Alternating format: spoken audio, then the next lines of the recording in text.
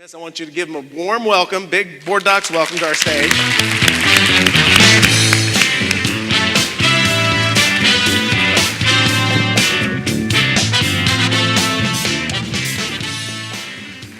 Good morning, everyone. How are you?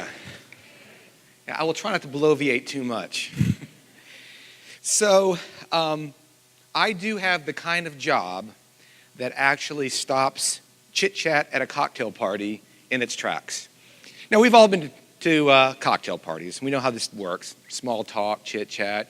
You don't want to say things that might offend anyone, so you talk about the weather or the sports and hope that you don't offend anyone and just kind of chit-chat. But whenever I'm at these things, eventually there's always that person that comes up and says, "Oh, Nick, what do you do for a living?"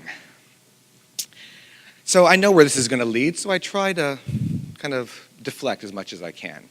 I say, "Oh, I'm a college professor. I teach at a university." "Oh, that's great, great. What university?" And I tell them I teach at Georgia State University. It's a great urban university in downtown Atlanta. Been there for over 20 years. Great, and that's usually it. But then they press on. What area do you teach in? I teach in the music school. I teach music. Pretty general, that's kind of good. Really, I love music. You know, I played the clarinet when I was a kid. And I said, "Well, that's great, that's good, wonderful, wonderful." But then they kind of push even further. "So what instrument do you teach? What instrument do you actually teach?" Now, I do play several instruments, but that's not what I teach. And so this is the moment of truth where the cocktail party chit-chat stops. I say, "I teach people how to write music. I'm a composer." And they go, and that's the end of the conversation. So it's a talent to stop conversation like that. Now, there's always a few people that will continue on, though. And that's really, it gets kind of interesting because they perk their interest. It's like, wow, this is an interesting species. I've never come across this before. A composer, you say. Have I heard anything you've written? Well, probably not. I mean, have you done any film scores? Because in the 21st century, we think composers write film music, and that's really kind of where we know composers from, a lot of them. "Oh, I went to see Star Wars. John Williams, yeah, he's a composer." And he is. He's a fine composer, excellent composer. And I have written a film score, and I've written for ballet and all kinds of things. But typically, I write for orchestras and string quartets and stuff like that. And when I tell that to people, they go, "You mean like Mozart or something?" I'm like, "Yeah, like that." And so they always say, "Well, I thought you guys were all dead." And so there is the conundrum. And so I work in a field that is very, very creative. But unless you're going to, the percentages of people that are true rock stars in the sense of financial stability, they're not the rank and file composers. And especially not people that are writing something as esoteric as contemporary classical music, like people who are actually still writing orchestra pieces and string quartets and things of that nature, choral works, those kinds of things. We're all out there. We're all among you. You just don't see us. But we're out there doing our thing, and it's great. But most people don't know that. And so since we can't make a complete living, most composers can't solely make their living as an art music composer. We do other things. And some people have day jobs. One of the greatest 20th century American composers was a fellow named Charles Ives. And by day, he was a fantastic insurance salesman. In fact, in the insurance business, people still know the name Charles Ives. But he was an amazing composer by night. And if you look in any textbook on 20th century music, then you will find his name prominently mentioned. So there's a case of a person that has a good day job and still composes. A lot of people, though, do what I do, which is teach. And I love to teach. And I teach at a university, and I am able to teach young composers how to work on their craft, to find their voice. It's really an amazing thing. And so you do that, but it comes with a little bit of a pitfall. The pitfall is when you work as a creative artist, which I am primarily, but I work in a large academic higher education field, and all of you know this, we start to have some bureaucracy that builds up. And part of my time, it starts off very innocently. "Do you mind serving on this committee?" "Sure, I don't mind serving that." "You don't have to write anything, just sit on the committee. We need you on that committee." "Okay. Could you write this report for me? Okay, sure. And then it escalates, and there's more committee work, and then there's more papers to write, and then there's office politics, and then there's petty office politics, and then there's this whole thing where all of my creative energy now is being used to solve report problems and committee problems and personnel problems, and that's not what I went to conservatory for. I mean, I just paid off my debt like just a few years ago, and that's not what I spent all that money on. And yet, I find myself in a cul-de-sac where I'm trying to work my creative muscle, and I am working my creative muscle, but it's not in the way that I thought I would initially. Let me back up a second. I live on a cul-de-sac in Atlanta, in a nice little suburb of Atlanta. This isn't actually my cul-de-sac at my house. It's just a better picture. Mine's not as pretty as that. But it is, nevertheless, a cul-de-sac. And I like cul-de-sacs because, dead ends, it's just not a very elegant way to end a street. It just stops. A cul-de-sac loops around. It's aesthetically more pleasing. And they're very nice. And of course, when you have small kids, as I did when I first moved into my house, cul-de-sac is safe. You don't have to worry about traffic too much. So it was an ideal neighborhood. But as I thought about the cul-de-sac, and I thought about my academic career and the demands being made on it, I started realizing if you're traveling in a cul-de-sac, moving in a circle, yes, you have the illusion of forward progress, but you're kind of moving in a circle. And so I felt to myself, how can I get out of this? It's so easy to fall into that. And it's so easy to exercise your creativity, but now you're exercising the creativity in something that you didn't necessarily have the passion for. Now, it's something you need to do, and I'm not minimizing that kind of work. I'm just saying that I signed up to be a composer. I knew what I was getting into. I had a stern talking to by my dad, and he told me I wasn't going to make any money, and I said, okay, I still want to do it. And so I knew what I was getting into, but nevertheless, that's what I wanted to be, a composer. But I found myself in this cul-de-sac as I moved into my career deeper and deeper. So I'm always on the lookout for ways to exit the cul-de-sac. And that's really what I want to talk to you today about. You might be wondering, why is a composer talking about, road work? Kind of an odd combination. But that's the reason. And the reason really is, I'm a creative person, but all of you are creative people. We're all innately creative.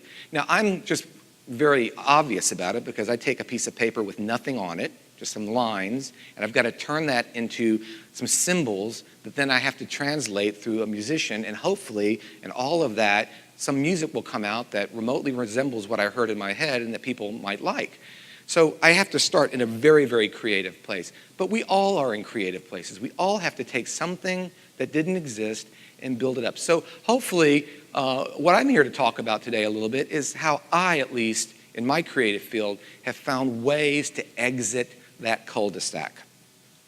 So the first thing that I like to do is to surround myself with very inspiring people. Now, you might say, well, don't you have inspiring people that work with you? Absolutely, I have inspiring people that work with me. I have fantastic colleagues. I have wonderful students. And it's a really rich environment. But what happens? We're all in the cul-de-sac together. It's kind of sad that sometimes when I actually talk about music to my colleagues, we stop a minute and go, wow, we just had a conversation about music. Huh, who'd have thunk? And those kinds of conversations are rare. We usually talk about, did you go to that meeting? Did you hear about what so-and-so said? I can't believe so-and-so went behind so-and-so's back, and all of that stuff. And so that's the kind of stuff we talk about most of the time, like most offices. And so when we get a chance to talk about music, it's rare. So all of us, all of these inspiring people are kind of caught up in this cul-de-sac together. We're all kind of moving together, and we're helping each other creatively solve our problems. So every now and then, it's good to look at an inspiring colleague outside of that cul-de-sac. And this struck me really hard about, I guess, back in February. I was in New York. I was doing a guest lecture at NYU for their composers, And I had a lecture on one day, and then 2 days later, I had a board meeting for a board that I sit on. And so I had a day in between the two, the lecture and the board meeting, to kind of hang out in Manhattan. So, of course, who wouldn't? It's fun. So I called some composer friends of mine that I haven't seen in a while, some people that didn't live in Manhattan, but they happened to be visiting at the same time I was, some guys that live in the city as well. And so I called them up and said, hey, let's have some lunch. I'm hanging out today. And one said, oh, okay, yeah, but I've got to be over here at 1:30. And one other person said, well, maybe I can come for a little bit. I might not be able to come. And I said, I understand. So we found a restaurant near Lincoln Center, and we had lunch. And to my great happiness, all of my friends showed up. It was 3 other composer friends of mine. And so we just were so thrilled to be with each other. We hadn't seen each other in a long time. We just started talking about music and about politics and about art and theology and philosophy and music. And it was wonderful. And 1 hour turned into 2 hours. 2 hours turned into 3 hours. 3 hours turned into 4 and 5. 5.5 hours we were in this place. Lunch turned into dessert, spilled over into cocktails, and we were still at it. And it was wonderful. It was invigorating. You would think, wow, I can't believe I could talk to anyone about anything for 5.5 hours, and yet there we were. And we didn't talk once about anything that was what I would consider kind of petty or just not relevant. It was just all really inspiring conversation with really inspiring people. And when I left that meeting, I thought, God, this is wonderful. I felt like going back to my hotel room and writing a piece of music. I was so excited. And that was the inspiration. It wasn't that my colleagues couldn't have done that, but we were just so in lockstep in that cul-de-sac that we can't often see what we're doing. And when you step out of that sometimes and find someone who's in a similar field but not caught up in the same drama that you are, then you can be inspired by them, and that helps you find a way out of that cul-de-sac that you're in. So surrounding yourself with inspiring people, not trapped in the same cul-de-sac as you, is very, very important. That's the first thing I like to do. Another thing that I think is very, very important, and this is not going to be a shock for anyone from a composer's talking about art, but I think it's really, really important for us to encounter great art. That same day that I had that epic 5.5 hour lunch with my friends, there was a concert up in the Miller Theater in Columbia University. And a very, very famous composer in our field, Augusta Reed Thomas, was having her works played on a portrait concert there. And they brought in 2 really, really famous ensembles, high-end professional music ensembles to play this exquisite music. But, you know, I'd been out all day, and it was February, and it was a snowstorm in Manhattan. It was like cold, and you know, I just was tired, and I still wanted to go back and write that piece because I was so inspired. But I thought, no, I should make myself go to this concert. I should make myself go. And so one of the friends that was with me at the lunch said, yeah, let's go up together. And we caught a subway, and we went up to the Miller Theater, and it was amazing. Yet another incredible experience where I always knew Augusta Reed Thomas's music, and if you Google Augusta Reed Thomas and listen to some of her music, it's just amazing. But I listened to her music live, and I just thought, this is why I do what I do. This is so amazing. I'm so glad I made the effort. I'm so glad I made the effort to encounter great art. Great art is not something that is also, by the way, just for people like me that are in the field. Great art, great ideas, great inspiration is important for all of us. It's a way to escape the cul-de-sac. When you engage in art in any level, painting, theater, music, you elevate your thinking, you move outside of your boundaries, and those kinds of encounters help inform and shape your other work that you do. And so I'm a big believer in art. And I teach at a university where I know that not every student that graduates is going to have a career in music. Not every one of them. It'd be great if they did. it would be fantastic. But some of them end up doing something else. Sometimes it's closely related to the field. Sometimes it's arts administration or things of that nature. But not everyone is going to become a concert violinist. But that's okay, because the worst thing that happened to that student is that they had a solid foundation in an artistic endeavor that, as Ari was talking about, taught them to problem solve, taught them to be creative, and all of these skills come full bear in whatever vocation they end up doing. So I tend, especially for the undergraduates, not to sweat it too much. Now, for the graduate students that come in, they're a little bit more serious, so I'm a little bit more concerned that they do what they need to do. But for a general undergraduate student, yes, encounter art, do it. And for those of us that are not in the arts, encounter great art. And that's why I'm a big believer, not in STEM, although I love STEM, don't get me wrong.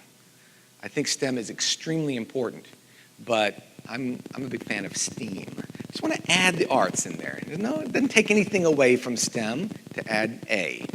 And so if you add arts with your science and technology and engineering and math, a lot of those STEM words belong in music and belong in art, sense of proportion in drawing, sense of time acuity in music, all of these kinds of things that you have to solve and problem solve and encounter and inspire. That's why I loved the day that Steve Jobs stood on the stage at one of his keynotes and said, "Our company stands right at the intersection of technology and liberal arts." And I thought, there's an idea. Get inspired by something and then apply it to the technology that you're working on. Be inspired. I always tell my composers they have to have an aural imagination. You have to have an imagination to be able to do any kind of writing. If I was a creative writer, an English professor, I would say the same thing. You can't just write in a vacuum. You have to have some sort of experience. You have to have some sort of imagination. Where do you get that imagination? How can you fill up that reservoir of imagination? The only way you can do that is to go out and encounter art. See a film. See a great painting or statue, encounter a great piece of theater, listen to an amazing piece of music. These are the kinds of things that will filter in and fill up your imagination. And even if you're coding, you could say, I want to write something elegant, like Mozart, because I was inspired by that. I want to write something incredibly dramatic, like a Jackson Pollock painting. I want to write something really, really witty, like a Neil Simon play that I saw. How can I do that if I haven't seen any of those things? How can I apply inspiration if art is not fueling that? So I think it's really important that we introduce the A in STEM and make it STEAM for our education. Of course, you're going to expect me to say that, but I'll throw it out there anyway. The third thing, surround yourself with great people, inspiring people, encounter great art. Now, this is kind of a no-brainer. Just work. Well, duh, just work. But that was my whole problem. I'm working all the time, and I'm working on reports, and I'm working on all the things that I have to do, and so working's not doing it for me. And students come up to me all the time in their composition lessons. They'll come in and they'll go, "Oh, Dr. Demos, I couldn't get a lot done this week. I was so busy with my work. I had to do this work, and I had a paper for so-and-so, and then, you know, my cat threw up, and my car is like, you know, all the stuff that you hear as a professor." And I say, that's fine, but you're confusing two things. You're confusing your obligations with your work. Obligations are very important. I take them very seriously. I have to write these reports. I have to attend these committee meetings. They are essential for the functioning of my unit in my area. But that's not my work. There's a difference. I want to get through my obligations as efficiently and as well as I can so I can get back to my work. That's a mindset. If I let my obligations become my work and my work become the thing that I do when I have time for it, I'm never going to have time for it. I'm never going to finish a piece, a drawing, whatever. It's never going to happen because my work is always going to get in the way. And I tell these students, if you think you're busy now, wait till you have a couple of kids. Wait till you get married. Wait till you have a job. And you can't go to your boss and say, you know, I couldn't really get what you wanted done today, boss, because, you know, the cat threw up and I had so much work. I had other work I had to do. That's not going to fly. So learning to understand what are my obligations and, okay, now that that's done, whew, now I can get back to work. And I've always operated that way, and I've somehow managed to write lots of music despite all of the crushing other work I have to do. So understanding that workflow, I think, is a way out of the cul-de-sac. I want to talk a little bit more about this work idea. I love this. This is on my door in my studio at Georgia State. Everyone wants to be successful until they see what it takes. And you notice the right foot, bloodied, but that's what it takes. That's the kind of commitment that it takes to be successful. So when you start thinking about your work, a thing that I tell all of my students, and I tell people all the time, is that you have to be very, very serious about this. Now, two things happened about back to back again this summer that got me thinking about work and how to get out of the cul-de-sac and what it all means. One of them was this summer I went on college tours, a few colleges with my daughter. Now, my daughter is going to be in the arts as well. She's looking towards a musical theater career. So, of course, my wife and I are looking to my son, who's at the University of South Carolina, business major. Thank God, someone can make some money in this family. I'm just looking at him and said, dude, you're just my last hope. I mean, you know. So we're going to all these different schools, and they're all saying the same thing about the entrance and the rigor of what their programs are, and it got me thinking about the same things that I tell my students. And another thing happened that got me thinking about this, unrelated. Right before the summer started, one of my graduate students was finishing up his program. He had just finished his recital. His final project was turned in, and he had one last lesson left with me. And he goes, I don't want to have it in your studio. I don't want to show you any music. I'd like to take you out to coffee, and I want to just talk. I said, sure, if you're buying, that sounds good to me. So we go off to the coffee, and he just asked me a really kind of a poignant question. He just looked at me and said, how do I know when I'm successful? How do I know when I'm going to be successful? What does that look like? And so it got me thinking, what does it take to be successful? And how do I know when I'm there, when I'm doing this work that I do? So a couple of things about work. One thing you have to have, and it's in the arts or it's in anything else, sports, whatever, you have to have talent. You just have to have it. And there's no working on it. There's no, if I just work hard enough, I can get talent. You're either born with it or you're not. I love baseball. It's my favorite sport. Of course, we don't play baseball in Atlanta anymore right now. I don't know what they're doing down there, but once upon a time, I used to go to baseball games down there. Now it's just ugly.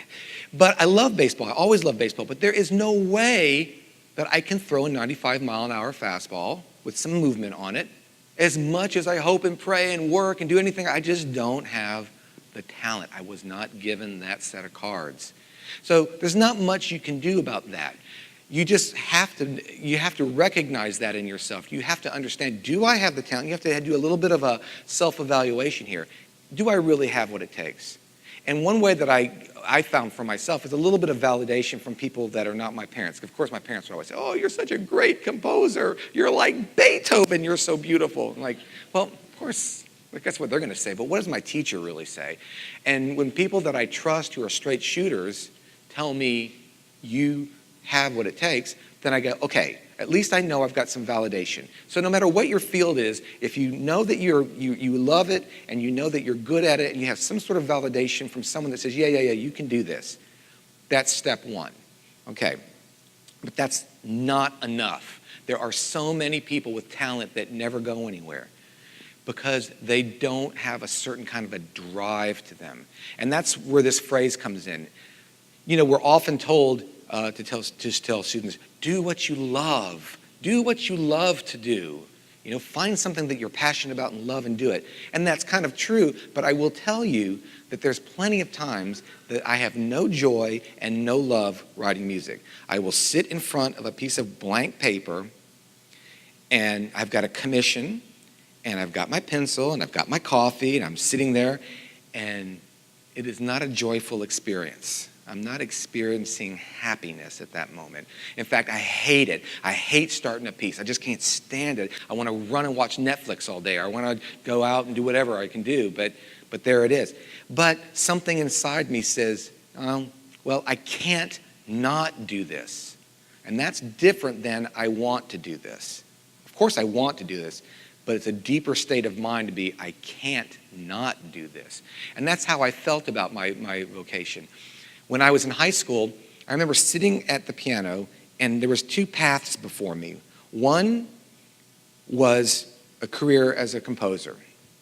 And then there was another path that had nothing to do with music at all. It was just a completely different field that I was really interested in. And I remember sitting and it was like this kind of existential moment in my life. I'll never forget. I was just sitting at the piano. I stopped playing and I just sat there. And I had this kind of moment where I just had to decide right then and there. That was when I had to decide. I don't know why. It could have been a Tuesday at 3 p.m. Who knows? But that's when I made my decision. And the reason I made my decision is because I sat there and I said, okay, now if I do this other thing, I can do that, and I can still compose at night. And then if I do this, I can work on the weekends and I can still get the composition in. And everything I was talking about in my own mind was how I can still do what I wanted to do if I did this other thing. And finally, I just gave up and said, well, what if I just did the composing? What if that's what I just did? And then there was no, well, I can try to fit this other thing in. Nope, and I knew that this is the thing that I couldn't not do. I had to do this. And so there's a certain kind of drive that you have to have. And you have to, if a student has the drive and has the talent, now we're going somewhere. If someone has the drive and just a little bit of talent, they will go somewhere. If someone has all the talent in the world, the next Leonard Bernstein, and has no drive, they are going to be waiting on you at Target, and they are not going to be where they need to be. So you have to have both. I love this quote. I love this scene from The Untouchables. Remember the movie The Untouchables?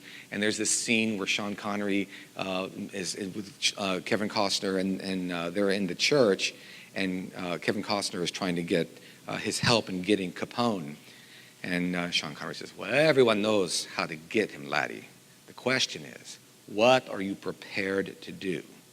And that becomes the question that I ask my students. What are you prepared to do? Can you not do this? Cannot not do this? What are you prepared to do? What are you prepared to sacrifice? What are you prepared to do to make your creative energies flow? One other thing that you need in any field, coding, schoolwork, certainly in the arts, is a thick skin. And I had to learn that the hard way because you know, as artists, we're always taught, an artist is sensitive. Right? I've got to be a sensitive soul to be an artist. That's kind of true. I'm sensitive to a certain extent. People I know may not think so, but I am. I think I am. But I'm not sensitive about my career. I don't take things to heart too much because I'm in a career that has a certain sense of subjectivity to it. I tell my students all the time, when you apply for things, when you apply for opportunities and contest calls or score opportunities where you can send your music in to be evaluated and maybe you get an award or something like that, there's a lot of them. At best, in my whole life, and this is anecdotal, so I don't have any hard data on this, but I will tell you after about 30 years of doing this, that the success rate on a good year is about 20%. So I remember my daughter one time came down, and she was younger, much younger, and she didn't get her first role. It was the first time she ever got rejected from something, and she was all boo-hooing, and was like, I can't believe I didn't get this, and she was real upset. And in my drawer, I still had this because it was back when people still worked on paper, and I pulled out a file, and it was a stack of paper this big, and they were every one of my rejection letters, every one. Dear composer, dear Dr. Demos, we regret to inform you, we received so many. Try again next year, all that kind of stuff. And one after the other after the other. So if I were to win 20 awards in 1 year, you would think, man, that guy is a beast. Awesome. There's 80 rejections that I got. And they don't come like parceled out, like 2 rejections and then a good thing, and 2 rejections and another good. No, it's like 50 bad things in a row happen. No, no, no, no, no, no, no, no, no, no, no, no, no, no, no, no, yes, no, no, no. What was that? So that's how it works. You got to have a thick skin. One other thing that taught me this, I was on a panel looking at a national competition, and I was in St. Paul, Minnesota, And we were looking at scores all day for these opportunities and these grants, and we were locked in rooms and evaluating scores, a bunch of us. And it was a 2-day process. So after the first day, our ears were shot and brains were weary from looking at so much music, and we went out to dinner. And the president of that particular organization came to dinner, and the facilitator of our group said, I want to introduce you to Nick Demos. He's right here at our table. I said, oh, hi, how you doing? He goes, and Nick is a great orchestral composer. He's fantastic. And the guy said, oh, that's very nice, and walked away. So I turned to the fellow that was the facilitator. I said, dude, thanks so much for the good word, but you haven't heard any of my music. I mean, I'm just here evaluating other people's music. How do you know that I'm a good orchestral composer? It was, oh, I was on a panel last year, and your piece was the last one cut. I really didn't know how to take that, actually. It's like, yay, I was the best of the worst, but it taught me something, because I got the same Dear Composer letter that everyone else got. I just didn't know how close I had been. And he said, oh yeah, everyone on the panel just loved your piece, and it got down to this and that, and it was a subjective decision, just flat up. We were both excellent, and there was some reason that the other one got shown. Did I cry about it? No, actually I felt kind of weirdly good about it, because now I choose to think that every rejection letter I get, I just missed it, right? So a thick skin is really, really imperative to have. The last thing, and this is what we heard all the time when I was taking my daughter to these institutions where she was looking at musical theater programs, and the administrators at these programs would look at us at a certain point and say, if you do this, there's no plan B. You're in or you're not. This is the kind of field that demands total attention. And so for a creative person, it's a little bit scary, because you want to kind of, I'm going to do this, and maybe I can sell shoes over here, But to do it well, there's no plan B. And I can tell you, that was the same with me. It just didn't occur to me that I wouldn't get into the schools that I applied for. And I applied for lots of high-end schools. And I remember one school, I got into 3 schools for my doctoral program, and I wanted to go to all 3. And one I didn't get in, but the others I got in, but it just didn't occur to me that I wasn't going to get into a school that I wanted. And so I think it's, if plan B has to happen, then you've got to be nimble and you do what you need to do, but walking into it with a sense of confidence. I see what I need to do, I know where I want to be, and there is no plan B. I'm going to go and take this and own it. And then you find a way to make it happen. Most of the time, the students that have no plan B that I've seen find a way to make it work. Now, getting back to the question that my student asked me, how do I know if I am successful? I have to do all these things that I just told you. I have to have talent, and I can't not do it, and I have to, do these other things. I have a thick skin. How do I know if I'm successful? And I just sat there for a minute, and I said, to me, the only way that I know that I'm successful is if I have a certain level of acceptable dissatisfaction with myself. And what I mean by that is I don't beat myself up if things don't go my way, or if I don't get a commission. I don't sit and wallow in self-pity. I don't feel awful. And if something good happens, I don't think that I'm the greatest composer that ever walked the face of the earth, because the next rejection letter is just an email click away. And so I rejoice in those things that I did well, even if they're meager. And if those things that I didn't do well in, my response is, okay, what am I prepared to do now? Think of Sean Connery. What am I going to do about this? I got rejected. Am I going to go home and cry? Or am I going to try again? Because there is no plan B. I'm going to do this, so I'm just going to try again. And I'm going to try again. And I'm going to try again. I'm going to try 100 times. And at the end of the day, I'm going to look back and say, wow, I got 20 awards this year. I'm not going to worry about those 80 people that just clearly didn't know what they were thinking.